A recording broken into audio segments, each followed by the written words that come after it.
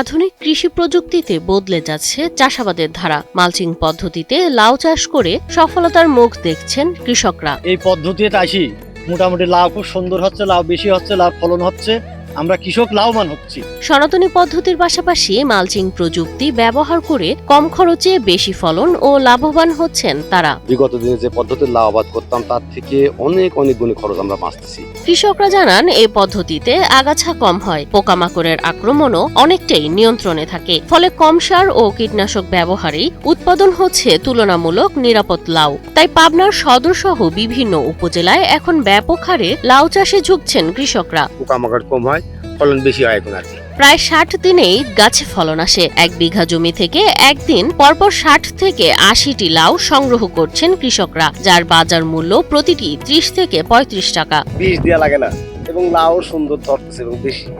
Mulching পদ্ধতিতে চাষ করা প্রতি বিঘা লাভের জমি থেকে একজন কৃষক ২ লাখ টাকা পর্যন্ত মুনাফা করতে পারেন, যা কৃষকদের আর্থিক সচ্ছলতা বৃদ্ধিতে সহায়ক হয় বলে জানান পাবনা সদর উপজেলার উপসহকারী কৃষি কর্মকর্তা মোহাম্মদ হুমায়ুন কবির খান। পার সপ্তাহে ৭৫ থেকে ১০০ উঠছে এবং আশা করতেছি এটা ১৫ দিন পরে এটা ২৫০ থেকে ৩০০ পার বিঘাতে ৩০০ পরিমাণ লাউ উঠবে এবং একটি লাউ বর্তমান বাজার দর ৩৫ থেকে ৪০ টাকা যাচ্ছে, যাতে একটা কৃষক ১ বিঘা থেকে ২ থেকে ২.৫ লক্ষ টাকা বিক্রি করবে বলে আশা করা যাচ্ছে। পাবনা কৃষি সম্প্রসারণ অধিদপ্তরের অতিরিক্ত উপপরিচালক রাফিউল ইসলাম জানান, চলতি মৌসুমে পাবনায় ১,৩০০ হেক্টর জমিতে লাউ চাষ হচ্ছে। এর মধ্যে শতকরা ৪০% জমিতে কৃষি বিভাগের সহায়তায় কৃষকরা মালচিং পদ্ধতিতে লাউ চাষ করছেন। আমাদের পাবনা জেলায় সবজিতে সফল একটি জেলা। এখানে পাবনা সদর সহ পাবনা সর্দি এবং আটঘরিয়া উপজেলায় ব্যাপক শাকসবজি চাষাবাদ হয়ে থাকে।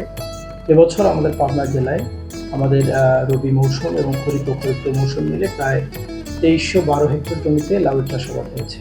তার মধ্যে এখন যেহেতু আমাদের খরিফান মৌসুম চলমান আছে, এই মৌসুমে প্রায় ১৩০০ হেক্টর জমিতে আমাদের লাউয়ের চাষাবাদ হয়েছে। এর মধ্যে প্রায় 40% জমিতে আমাদের কৃষি বিভাগের উদ্যোগে কৃষকরা মালচিং পদ্ধতি ব্যবহার করছে।